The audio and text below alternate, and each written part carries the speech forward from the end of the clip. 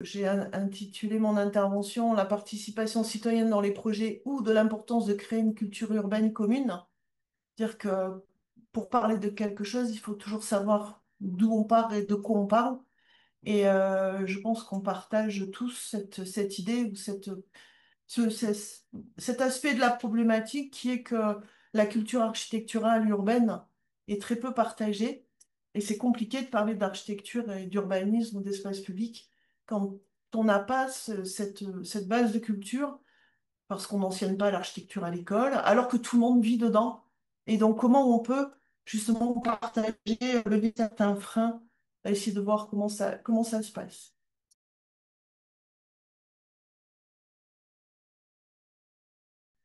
En fait, le Festival de Saragosse en 365 jours, son petit nom, c'est La belle histoire d'une aventure extraordinaire. C'est un projet qu'on a mené dans le cadre de l'association Destination Patrimoine, qui est une association d'éducation à l'environnement urbain, donc que j'avais créée en 2000, à laquelle beaucoup de personnes sont venues se joindre pour faire notamment de la sensibilisation au milieu scolaire. On est beaucoup intervenu dans les écoles.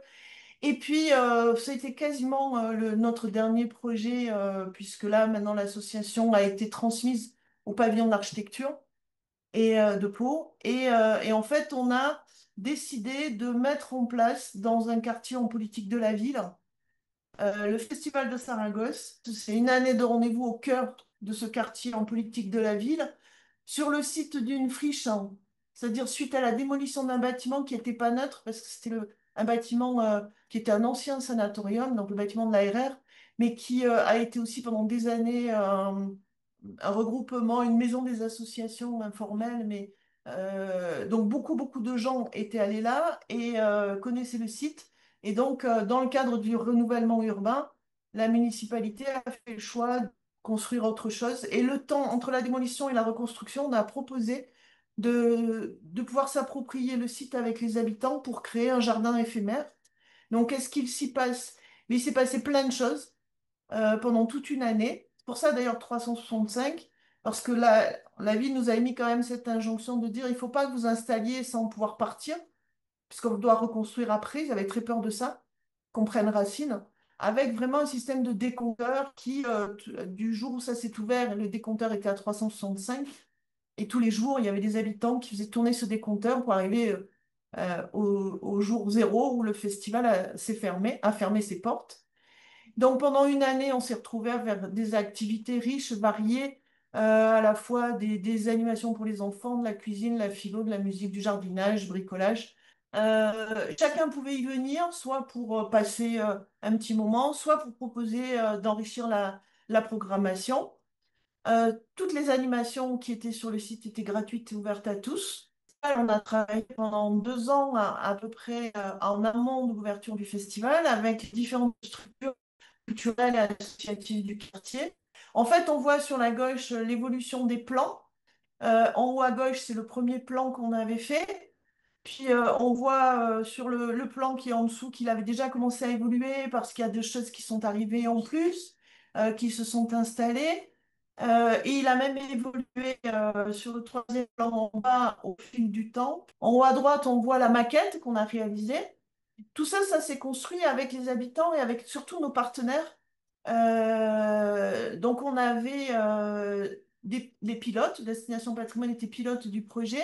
On avait des copilotes qui étaient toutes les associations et les structures culturelles qui travaillaient aussi sur le projet. Et les passagers, c'est toutes les personnes qui sont venues pendant un an, qui ont assisté au festival.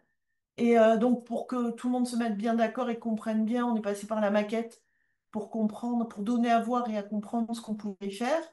Et donc, on a une image d'un temps fort du festival. Ce qui était intéressant, c'est qu'on a fait avec tout ce qu'il y avait, c'était ça le but. C'était une ancienne cour d'école, donc on a fait une ancienne école aussi à un moment. Donc, on avait dans la partie centrale la dalle enrobée qui était l'ancienne cour qu'on a conservé, qu'on a gardé. On a construit un abri couvert parce qu'on ne peut pas faire un an d'animation dans un jardin sans avoir un bout de toit sur la tête. Et tout se construit en fait au fil du temps. L'allée a été positionnée en fonction des endroits qui étaient les plus intéressants sur place. On a les petites mares, en fait, c'était des endroits où il y avait déjà des creux et dès qu'il pleuvait, ça se remplissait d'eau. Donc, pour ça que la mare a été à cet endroit-là. Les prototypes qui sont ici, c'était des petites cabanes qu'on avait conçues à l'association des prototypes d'expérimentation bioclimatique. Bon, enfin voilà, je vais pas forcément détailler tout ce qu'il y avait dedans, c'est pas ça qui est le plus important dans la démarche, c'est surtout ce qui s'est passé autour de ce festival. L'idée, c'est qu'on était dans un quartier en politique de la ville, au démarrage du nouveau plan de renouvellement urbain, et on voulait ou- créer un lieu de débat où tout un chacun pouvait venir et puis apprendre, partager, échanger d'une manière plutôt informelle. Mais dans l'informel, il y a beaucoup de choses qui se créent aussi. Le fait que si on demandait aux gens de venir dans une salle pour discuter, c'était toujours les mêmes qui venaient. Ce qui nous intéressait pas, nous, ce qui nous intéressait, c'est d'aller capter les gens qui ne viennent jamais discuter, jamais parler, ne jamais donner leur avis, soit parce qu'ils se sentent pas légitimes, soit parce qu'ils ont peur de pousser la porte. Et ce jardin éphémère, qui était le jardin de tout le monde, qui était à la base ouvert du lever du soleil au coucher du soleil, c'était une habitante qui habitait en face, qui venait l'ouvrir le matin, qui le fermait le soir. Il était ouvert toute la journée, jusqu'à ce que la collectivité nous dise que c'était peut-être un peu trop, je vais reprendre l'expression de ce petit bouquin que j'adore, c'était peut-être un peu trop un jardin punk pour la ville propre de Monsieur Bayrou. On y reviendra éventuellement. Et nous, pendant un an, on a créé plein de choses. Alors, il y avait à la fois des rencontres régulières et après, on avait des journées particulières. Bon, les journées de lancement, bien évidemment, la main à la pâte, qui était le premier week-end où on a construit beaucoup de choses. Dans le cadre du mois de l'architecture, on a fait aussi les architectes ouvrent les portes de la friche avec la diffusion sur le site du fabuleux film Hasta mucho con poco, jusqu'à la dernière, la boucle est bouclée, où on a fait une semaine de clôture où on a vidé le jardin et donné à tout ce qui voulait prendre ce qu'il y avait dans le jardin. Et on retrouve dans la ville pas mal de choses aujourd'hui. En haut, ben, on voit la construction du projet, comment on a tracé avec un carroyage, comme on faisait les Bastides à l'époque, pour tracer les chemins. Tout un poulailler extraordinaire qui a été monté sur place, qui a été organisé, co-géré par les habitants et qui a eu une vie assez tumultueuse à la sortie du festival, puisqu'il avait été réinstallé à proximité dans le quartier, complètement autogéré par des habitants. Et sauf qu'au bout de 2 mois, ben, la ville nous a fait le fermer, soi-disant que ça gênait l'environnement. Et puis, il a été adopté par une MJC avant de revenir 2 ans après dans le collège du quartier. Alors, c'est plus les mêmes poules, honnêtement, mais c'est le même collectif qui vient aider les élèves à s'occuper de ça. On a récupéré tout ce qu'on pouvait sur le site. Je parlais de la mare, par exemple, on a récupéré des galets qui sont venus, qui ont été dessinés par les habitants et qui sont venus ponctuer le chemin. Après, on a construit beaucoup de choses en base de palettes. On avait un voisin, parce il démarrait le travail de renouvellement urbain et notamment l'aménagement de la rue principale du quartier.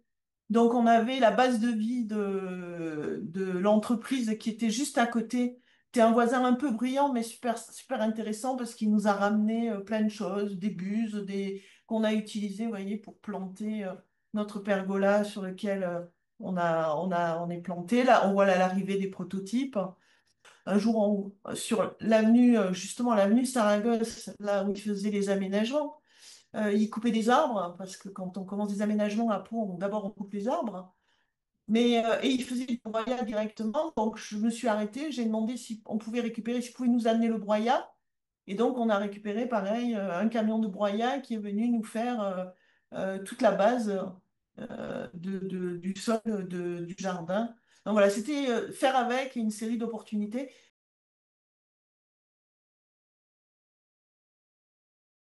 Ben, en fait, il y avait de tout. Il y a des gens qui participent, et puis après, il y avait, comme c'était ouvert sur la rue, et que c'était ouvert tout le temps, qu'il y avait des manifestations, que c'était en lien avec le centre social, avec la MJC, tout le monde prenait position de de ce jardin. Et effectivement, il y a eu beaucoup de gens qui sont venus, beaucoup de choses qui s'y sont passées. Euh, Peut-être un peu moins de débats que ce que moi j'aurais souhaité dans mon intention initiale. Au-delà de tout, moi, ce qui m'intéresse dans un projet comme ça, c'est que des gens fassent ensemble, parce qu'en faisant ensemble, on apprend à se connaître. Quand on se connaît, quand on se croise dans la rue, on se dit bonjour. Et c'est le début de beaucoup de choses. Et ça, cet objectif-là, il a été complètement rempli. Il y a pas de souci là-dessus. Des jeunes et des moins jeunes, des débats, les temps philo, les poules qui étaient une attraction permanente, des enfants qui venaient visiter les expos. Mais je voulais vous présenter ce projet parce que à la fois il était extrêmement important pour nous parce que ça a été vraiment pour moi l'apothéose de 20 ans de travail à destination patrimoine, enfin de travail entendons-nous de travail bénévole, comme pour tout ce qu'on fait en termes d'engagement militant. Mais c'est quand je disais j'animais l'atelier bricolage et papotage le vendredi les vendredis tout ça à la friche. Je me suis jamais sentie autant architecte et à ma place que quand j'animais ces ateliers. Et j'avais l'impression que finalement, j'avais fait 20 ans de destination patrimoine pour arriver à ça. Et ça, c'est à ce moment-là que les choses ont un peu, hop, tourné dans ma tête.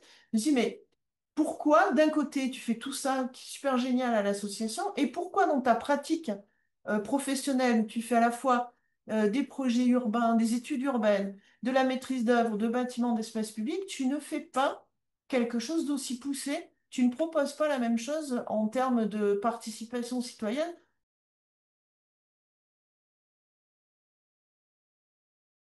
Et en fait, c'est sur Aucun, la réalisation d'un écoquartier à Aucun, on le voit bien sur l'image, c'est dans la vallée du Val d'Azun, dans les Pyrénées, donc un tout petit village, je crois, qui a 400 habitants, qui a décidé de lancer un écoquartier. On a eu la chance d'être retenu pour cet écoquartier. Et en fait, on a proposé pour la première fois de mettre en place une résidence de notre équipe de maîtrise d'œuvre sur le site, en phase amont, là où on est en phase de diagnostic et d'orientation. Et alors, même si sur toutes les photos là en bas, on est au Pays Basque, hein, donc on n'est pas dans notre vallée des Pyrénées. Et à chaque fois qu'on fait des interventions sur l'espace public, on fait toujours un petit temps où on fait de la visite, de la balade urbaine pour partager nos diagnostics et les orientations ou les enjeux avec les habitants.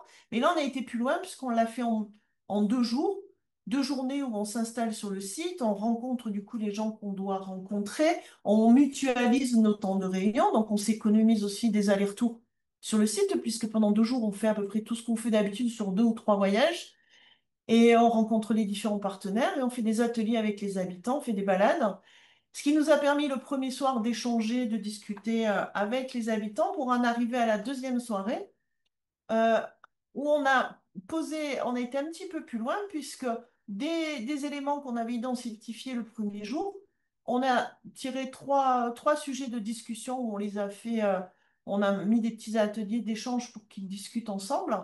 Donc les 3 thèmes sont affichés dessous. Et ce qui était intéressant, c'est que c'est la puissance de l'outil parce que si je prends ne serait-ce que celui qui est en bas à gauche, vivre ensemble et solidarité, on a reformulé, mais on n'a rien inventé. Tout ça, c'est vraiment des discussions qui sont venues la veille, qu'on a pu capitaliser et récupérer. Et du coup, c'est beaucoup plus facile quand on veut discuter après, quand on veut faire discuter les habitants, quand c'est des sujets sur lesquels ils se retrouvent parce que c'est eux qui les ont amenés. Et donc, si je prends l'exemple de celui qui est à gauche, en bas, vivre en solidarité, on a volontairement pas voulu prendre cette entrée par la voiture. Qu'est-ce qu'on fait des voitures? Et si on supprimait les voitures, ce qui fait tout le temps, ou souvent hérisser beaucoup de gens, on est rentré par le vivre ensemble et la place la place des enfants. Donc, parce qu'un espace adapté aux enfants est un espace adapté à tous. Et en fait, on en est arrivé, alors là, accrochez-vous parce que personne n'aurait cru avant qu'on démarre, que dans notre petit village de montagne au fin fond de la vallée du Val d'Azun, on est arrivé à faire en sorte qu'il n'y aura pas de voiture sur les parcelles de ce lotissement. Et on crée 2 parkings en entrée d'îlot.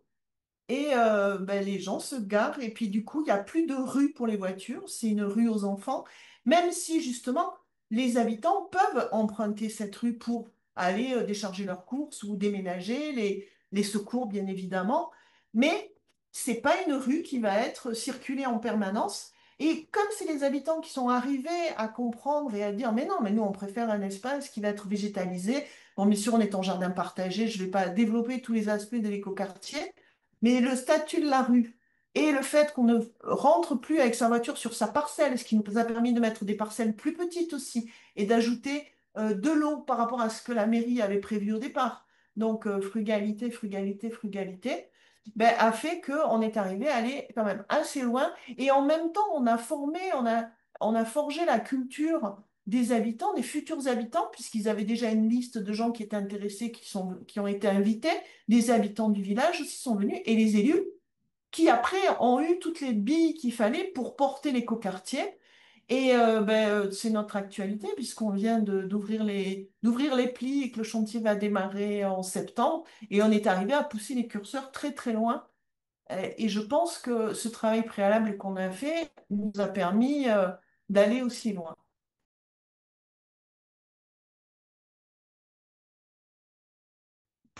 Pour terminer, je parlais de ce plan guide. Donc là, on n'est pas dans la maîtrise d'œuvre, hein, on est dans le plan guide. C'est une commune qui recrute une équipe pour faire de la prospective sur les 10, 15, 20 années qui arrivent.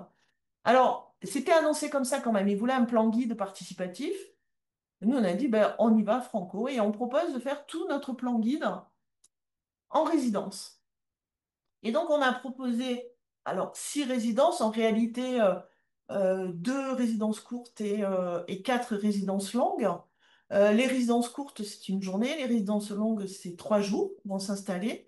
Et en fait, quand on regarde la méthodologie qu'on a proposée et qu'on a mise en œuvre, on est ni plus ni moins sur une méthode assez classique de plan guide, c'est-à-dire d'études urbaines. D'abord le diagnostic, les orientations, enfin les enjeux, les orientations, et après on développe les réflexions stratégiques, la conception du projet et la réalisation du plan guide avec ses fiches.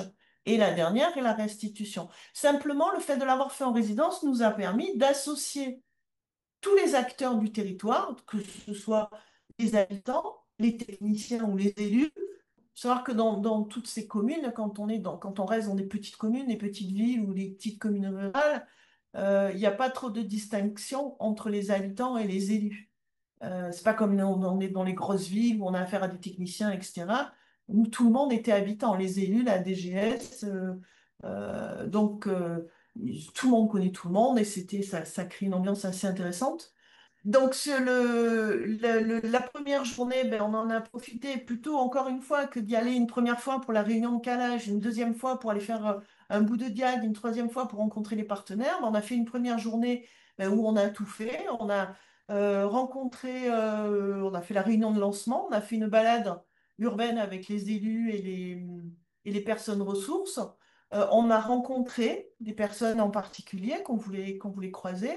On a fait une réunion d'équipe aussi, et puis on a fini par une réunion avec les personnes ressources du territoire. Et on a commencé à travailler entre les deux résidences. La résidence se faisait avec 2 mois d'écart entre résidences. Et on a vu avec la collectivité, puisqu'on a envoyé des questionnaires. Nous, on a fait une maquette de la Bastide, ce qui nous a permis de les intégrer dans la première vraie résidence de 3 jours, où bah, c'était une résidence où on était sur le diagnostic et les orientations. Donc, à chaque fois, on avait un programme qui était bien établi. On lançait une invitation quelques jours avant auprès des habitants. C'est la mairie qui s'occupait de lancer l'invitation pour expliquer quand c'est qu'on avait les grandes rencontres. Et puis la mairie avait mis à disposition un lieu dans la MJC qui donnait sur la place principale de la Bastide. On a affiché la longue liste de maisons de vie qui était dans le questionnaire. Il y avait toute une série de questions, mais il y avait notamment la question si j'avais une baguette magique que j'aimerais, point de suspension. Et donc là, on a récupéré tout ce que tous les rêves de des habitants de Montflanquin qui avaient répondu. Et vous voyez qu'ils ont quand même pas mal répondu. Donc ça, c'est l'ambiance première résidence. Donc il y a des temps de travail en interne à l'équipe. Après, il y a des temps de travail où on est avec les habitants. Il y a alors de la balade, hein, c'est un outil fantastique. On avait le cuistot de la cantine qui nous préparait du vin chaud tous les soirs. Et c'était assez apprécié, ce qui permettait de créer ce petit temps de convivialité avant de se mettre à travailler. Et le temps de convivialité est fondamental parce que moi, ce que j'aime dans ces résidences et dans les éléments forts, c'est que on n'est plus les maîtres d'œuvre ou les experts ou les spécialistes qui sont sur leur scène et qui expliquent la bonne parole à tout le monde. On est en train de boire un coup avec tout le monde et du coup, ça permet d'échanger beaucoup plus facilement, de casser les barrières, les limites. Et on finissait toutes nos résidences par un temps de restitution dans la salle des fêtes de la commune. Et on est arrivé à présenter, alors c'était pas tout à fait comme ça, mais ça n'était pas si loin que ça, les enjeux, les premières orientations, c'est-à-dire finalement, c'était pas que sur le cœur de la Bastille qu'il fallait travailler, mais c'était aussi sur toute la partie glacis de la Bastille, de toutes ces voies de cheminement qui menaient autour, et l'idée de créer une boucle une voie douce en boucle avec les pénétrantes qui revenaient, qui étaient à la fois touristiques, économiques, déplacements du quotidien, etc., qu'on présentait et qui étaient validées directement à l'issue de la réunion de présentation et à la fin de la résidence. La troisième résidence, donc deuxième résidence longue, là on est allé un petit peu plus loin, on avait posé les premières orientations, les enjeux, ce qu'on a retravaillé un petit peu sur l'entre-deux résidences. Et la première soirée, on a fait des ateliers justement pour modifier, valider les enjeux. Et alors le deuxième soir, quand on a fait l'atelier où justement on pouvait présenter des propositions pour chacun des enjeux qui avaient été identifiés. Bon, là, les habitants se sont fortement lâchés et ça a été un florilège de propositions, toutes plus intéressantes les unes que les autres, parce que d'expérience, et ça fait longtemps que j'ai pu le tester, quand on demande aux gens de faire des propositions, ils sont extrêmement pertinents et extrêmement raisonnables. Souvent, on imagine qu'ils vont avoir des idées de malades. Non, ils savent que c'est eux qui payent leurs impôts et que c'est leurs impôts qui servent à financer les projets. Donc, finalement, les propositions, souvent, sont extrêmement pertinentes et raisonnables. Il y avait quatre grandes familles qui structuraient. En fait, il y avait la première famille, c'était les gros projets lourds et chers de ménagement des espaces publics, hein, avec une petite note on rend hommage à celui qui a parlé de ménagement. On fait aussi de la culture au quotidien, quoi, expliquer pourquoi on parle de ménagement et pas d'aménagement. La famille 2, ben, c'était les projets plus ponctuels, éparpillés, mais qui allaient valoriser l'existant. La famille 3, des projets plus diffus sur la question des déplacements. Et la famille 4, des projets connexes, mais qu'il fallait mettre en place par rapport au projet urbain. La résidence 4, conception d'un projet d'avenir. Alors là, on rentre dans le concret, c'est-à-dire que toutes ces familles et tous ces lieux sur lesquels on était amené à travailler avec les propositions qui avaient été faites, ben, on a commencé à les cartographier, à les mettre sous forme de plans, sous forme de projets qui allaient être intégrés au plan guide. Et donc la quatrième résidence, c'est le moment où on va vérifier que ce qu'on a commencé à imaginer tient la route. Donc on fait des visites de site, on retourne sur le site, on fait des balades. Toutes nos balades étaient ouvertes au public, ce qui permettait de croiser aussi les réflexions pour savoir si on était à côté de la plaque, si on y avait des choses qu'on aurait vues ou qu'on aurait ratées. Et quand je vous parlais tout à l'heure dans les premières orientations de cette histoire de boucle qui s'est imposée très vite autour de Montflanquin, ben on a décidé d'aller la faire en vélo, parce qu'il faut bien vérifier. On dit on va faire une boucle, mais il faut bien vérifier que les chemins sont possibles, que la boucle peut se connecter, ou c'est qu'il y a des endroits où ça bloque. Et il s'avère qu'il y a sur Montflanquin un élu qui est marathonien. Donc autant imaginer que tous les petits chemins de Montflanquin, il les connaît par cœur. Et finalement, c'est lui qui nous a fait la boucle, qui nous a amenés sur les petits chemins, et on est partis tous ensemble faire ce tour de Montflanquin à vélo.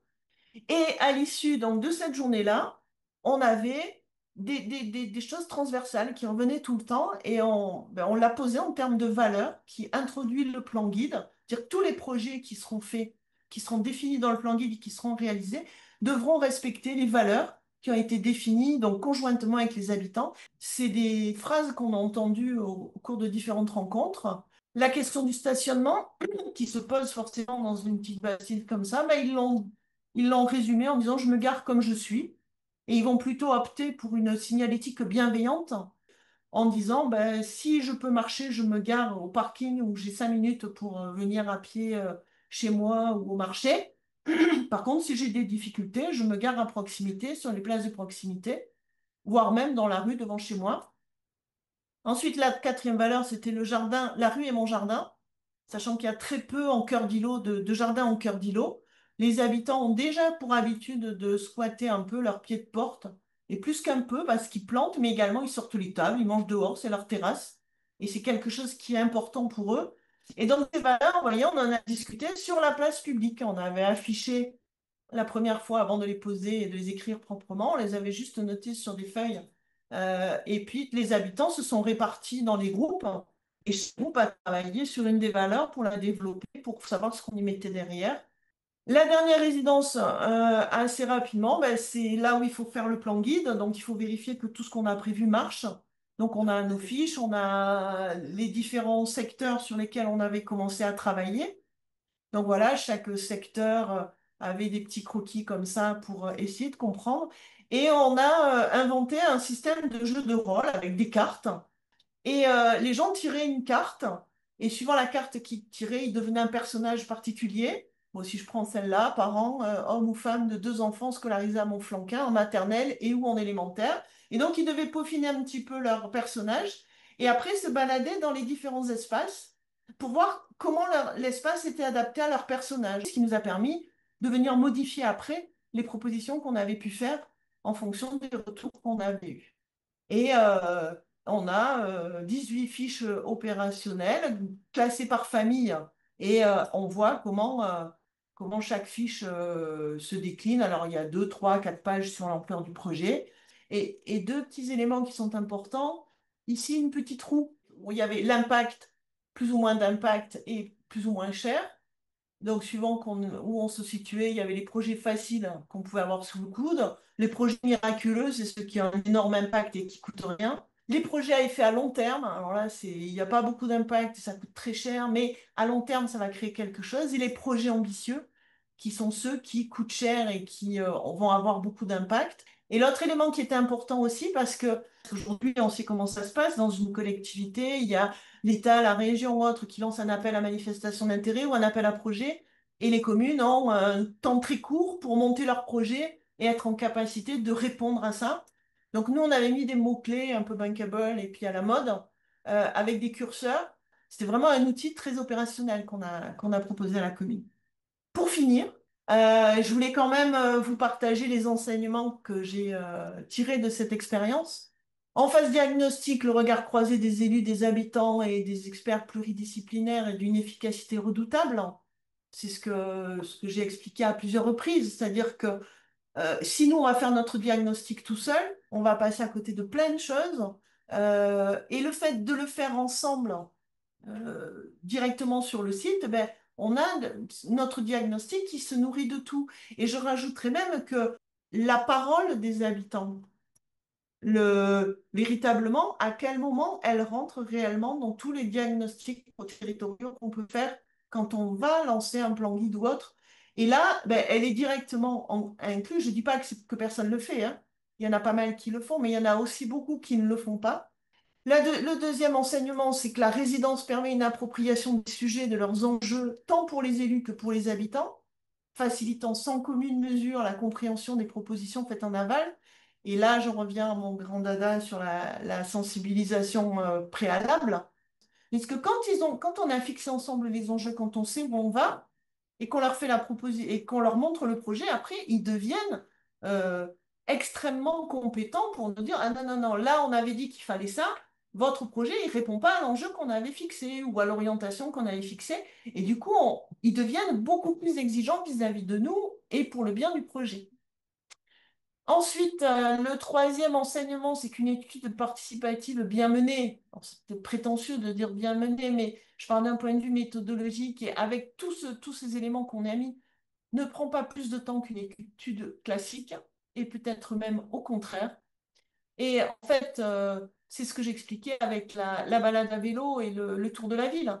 Si on avait dû, nous, trouver tous les petits chemins qu'il fallait pour vraiment voir si cette boucle était réalisable, ben, soit déjà on ne serait pas allé jusqu'au bout, on n'aurait pas fait la boucle, puis ça nous aurait pris un temps pas possible. Et le faire en démarche participative, ben, ça permet finalement d'aller beaucoup plus vite.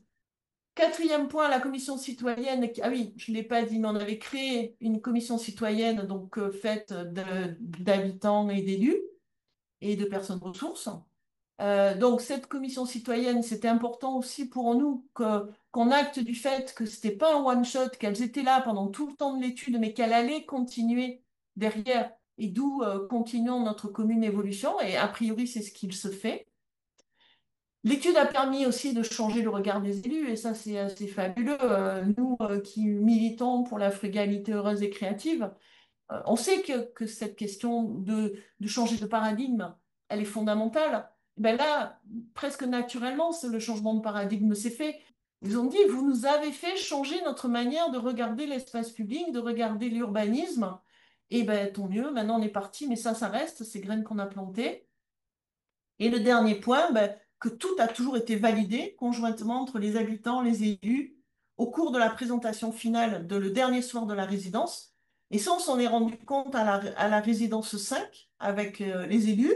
On se dit, mais on n'a jamais présenté au conseil municipal, on n'a jamais validé quoi que ce soit. Et pourtant, on est tous d'accord sur le projet. Et ça, je crois que c'est le truc qui m'a le plus bluffé sur toute l'étude, c'est comment finalement on a fait un projet qui est totalement partagé, qui s'est même passé d'étapes de validation. Et donc, je finis avec l'éducation populaire au service de la démocratie, qui est donc toutes ces méthodes mises en place, l'éducation populaire, l'intelligence collective, c'est que ça rend joyeux. Et ça crée des dynamiques où à partir du moment où les gens viennent dans ces expériences et ils sont actifs, ils se sont utiles, ça crée du plaisir et c'est aussi extrêmement important.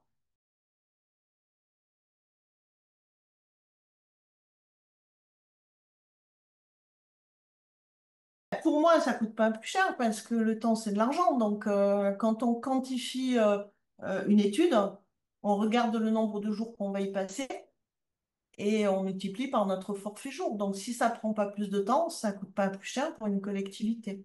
Alors Dans la ça, mesure ça, où on ne dit pas, d'un côté, on fait l'étude et d'un autre côté, on fait de la participation, mais que la participation est intrinsèquement liée à l'étude, il n'y a pas de raison que ce soit plus cher. Et l'échelle, elle est importante. Après, bon, le quartier, le jardin qu'on a fait sur le quartier Saragosse, c'est 25 000 habitants, c'est un des plus gros quartiers de Pau. Donc je pense que ça peut se faire aussi, mais il faut quand même que ce soit sur des secteurs un peu arrêtés. Je m'imagine pas faire ça sur toute une ville, que ce soit une ville moyenne ou une grande ville. Je suis pas sûre que ce serait faisable. Même, enfin, les quartiers pavillonnaires, on avait une des candidatures qu'on a faites où on a été jusqu'à l'audition, mais on n'a pas été retenu. C'est une commune dans les Landes où il n'y a que des lotissements. C'était la caricature de l'étalement urbain. Et moi, j'avais vachement envie de travailler sur cette commune parce que je trouvais justement intéressant de voir comment on pouvait travailler sur cette question du lotissement. Moi, je crois pas. Je pense que ce qui est important, c'est qu'il y ait quand même une unité territoriale, hein, géographique, physique. Un ouais. lotissement, c'est un lotissement. Et tous les habitants habitent ce lotissement. Et il faut Ok. pas grand-chose, je pense, que pour que le sentiment d'appartenance arrive, quoi. C'était quand même affiché, plan guide participatif. Quand on a commencé à se renseigner sur la commune, on a vu qu'ils avaient des habitudes de résidence d'artistes. Ils avaient des habitudes de résidence. Ils ont un gros festival médiéval l'été où ils accueillent des artistes aussi en résidence pour le festival. Donc c'est comme ça que quand on a préparé notre candidature, l'équipe, on s'est dit, mais allez, on y va, on verra bien, quoi. C'est comme ça qu'on a présenté cette méthode en résidence. On peut pas faire un projet comme ça si on n'a pas une équipe municipale qui est motrice, qui est partante, et qui a envie de ça aussi. Et il y en a malgré tout pas tant que ça. Après, il y en a quelques-uns, il faut arriver à les trouver. Il y a le même cahier des charges qui est repassé sur une autre commune quelques temps après. On n'a même pas été sélectionné dans les trois pour passer l'audition. Et cette même méthode, on l'a proposée à plusieurs reprises, des fois lettre morte, d'autres fois on a passé des auditions, mais on n'a jamais pu la remettre en place. Nous, on avait monté une méthodologie, on l'a expérimentée, on a fait un retour d'expérience, on a écrit, refait notre méthodo, et on l'a reproposé plusieurs fois sur d'autres plans guides, et on n'a jamais été retenu. Donc, ça fait quand même peur, quoi. Et c'est extrêmement frustrant pour nous parce qu'on a bossé comme des malades pour monter cette méthode et que on la met hein, d'une manière sporadique. Et puis, ça nous arrive aussi de plus en plus de travailler masqué. C'est-à-dire, on fait des propositions où on évoque la participation. Et après, quand on est retenu, on dit, mais si vous voulez, on peut aussi le faire un peu différemment. En fait, je pense qu'il y a plusieurs blocages. Il y a la peur de la participation. Beaucoup d'élus ont peur des habitants. Et après, je pense qu'il y a aussi une véritable difficulté pour beaucoup de gens à se projeter. C'est compliqué d'amener à ça. Et puis, beaucoup de choses qui sont préconçues et sur lesquelles il faut arriver à faire pousser les limites, quoi. On avait un groupe qui devait être une trentaine de personnes assez fixes et régulières. Je veux dire, qui étaient dans le groupe de pilotage qui venait régulièrement. Donc, c'était pas toujours les mêmes et pas toujours 30. Quand on faisait la séance de restitution, il y avait un petit peu plus de monde. Ça pouvait monter sur une cinquantaine de personnes. Mais après, les personnes qui ont répondu au questionnaire, on a eu quand même énormément de retours. Je crois qu'on a eu plus d'une centaine de personnes qui ont répondu au questionnaire. Et après, donc, ceux qui ont écouté les podcasts, qui sont venus aux balades, qui ont vu l'expo qu'on a laissé parce qu'entre deux résidences, tout ce qui avait été produit, on le laissait à la mairie. Le dernier soir, on faisait une restitution du travail de la résidence, qui était ouverte à tous ceux qui voulaient venir, pas uniquement aux gens qui avaient participé aux ateliers. Mais en fait, on présentait le travail de la résidence, on discutait, on échangeait, donc il y avait des choses, nous on engrangeait, on récupérait les remarques, et donc après, on intégrait toutes les remarques et on revenait et on continuait, et on refaisait la même chose, et on revenait pour la résidence d'après et on continuait. Et vraiment, on avançait comme ça, et je vous dis, c'est je crois, à la résidence 4, on se dit, mais je crois que c'est moi qui ai dit à Madame la maire, je lui ai dit, Madame la maire, vous êtes sûre que vous êtes d'accord quand même avec le projet parce que on n'a fait aucune réunion de validation là. Ah bah oui, c'est vrai, bah non, bah il n'y a pas de raison. C'est troublant quand même, hein, par rapport à ce qu'on a l'habitude de voir. C'est jamais arrivé, pas qu'à Montflanquin, hein, même dans les autres les différentes choses qu'on a pu proposer. Euh, Ce qui peut arriver, c'est effectivement d'avoir des gens sceptiques hein, au début, et puis bon, finalement, bon an, mal an, ils se prennent au jeu. On n'oblige jamais à participer, hein. On peut dire si vous voulez pas faire, vous pouvez juste rester spectateur. Après, il y a des fois, ça peut arriver qu'il faille désamorcer le râleur de service qui vient juste pour expliquer que soit lui c'est tout, soit nous on sait rien. Donc ça, mais on les connaît, quoi. Donc on a pas mal d'outils et de stratégies qui permettent d'y faire attention. Les outils et le savoir-faire et la méthodologie, c'est ce que je dis souvent, c'est 20 ans de destination patrimoine quand même qui a permis d'arriver à ça. On sait enfin, 20 ans de destination patrimoine et 20 ans de maîtrise d'œuvre de bâtiments et d'espaces publics, qui fait on sait ce à quoi on veut arriver. Et on sait il y a des choses, par l'exemple de la voiture, c'est le plus puissant, quoi. Nous, on ne parle plus de supprimer la voiture. On ne le pose plus comme préalable. On parle de la vie dans la rue et qu'est-ce qu'on veut comme vie, comme ce que je disais. Et du coup, quand tu prends le problème à l'envers, c'est plus facile aussi de désamorcer. Et puis le fait, j'insiste vraiment là-dessus, même si on va pas loin en participation, parce que il y a toujours cette balade urbaine qui démarre nos projets. Là, je parle plus des projets de maîtrise d'œuvre, notamment en espace public, de commencer par aller sur le site avec ceux qui ont envie de venir. Et mais ça change tout, rien que cette petite balade. Parce qu'une fois qu'on est là Mm. et qu'on discute avec les gens et qu'ils se sentent entendus, ils nous partagent leurs craintes. On dit, OK. Et alors là, les craintes, c'est les trucs qu'il faut pas rater, quoi. Du coup, on revient derrière et on dit, ben voilà, alors vous aviez cette crainte-là, mais effectivement, on y a répondu de telle et telle manière. Et c'est là que qu'on arrive à embarquer les gens aussi, en partant d'eux. Et là, je vais parler quand même de la volonté politique. J'ai fait un petit écart tout à l'heure. Vous n'êtes pas sans savoir que nous avons le Premier ministre comme maire de notre ville. Et donc, notre poulailler qui était parti s'installer à quelques mètres du jardin a été fermé au bout de 2 mois sur ordre de la municipalité. Et que le grand auvent qu'on avait fait avec le salon, le bar, enfin, le truc était un lieu de rassemblement qui, pour nous, on avait déjà imaginé qu'on allait le faire migrer, qu'on allait trouver dans ce quartier en politique de la ville quand même, et qui était en plein renouvellement urbain, qu'un lieu qui était intéressant pouvait accueillir puisqu'on l'avait conçu pour être démontable. Et d'ailleurs, il a été démonté, il est parti ailleurs. Et puisque tout était démontable et tout était prévu pour être réemployé dans le festival. On avait fait beaucoup de choses en réemploi et tout devait être réemployé. Et donc, quand on a proposé au maire de lui vendre pour l'euro symbolique tout notre truc, ben, il n'a pas voulu parce que, vous comprenez, si on mettait l'auvent dans un coin de ce quartier, ça allait amener des gens et on ne sait pas trop qui c'est que ça allait amener. De la même manière que notre festival qui était ouvert du matin au soir, du lever au coucher du soleil, il nous l'a fait fermer au bout de 3 mois quand les jeunes, alors que pendant 3 mois on nous a dit, ah mais il n'y a pas de jeunes sur le jardin, mais quand les jeunes ont commencé à venir s'installer et qu'ils ont commencé à vivre leur vie de jeunes, alors que donc le week-end, effectivement, ils venaient s'emparer du site. Donc le lundi matin, c'était un peu le bordel. Mais il y avait des habitants qui passaient tous les lundis matins pour nettoyer l'auvent, le salon, etc. Et bien nous, on nous a fait fermer le jardin en dehors des heures de manifestation organisées parce qu'on ne savait jamais ce qui pouvait se passer.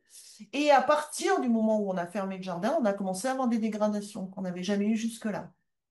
Quand même, la question du politique, elle est fondamentale aussi dans ces démarches-là. Et finalement, on se dit, on a été le bel alibi, ou un des alibis de la mairie de Pau, pour dire qu'ils avaient fait de la concertation dans le quartier Saragosse dans le cadre du renouvellement urbain.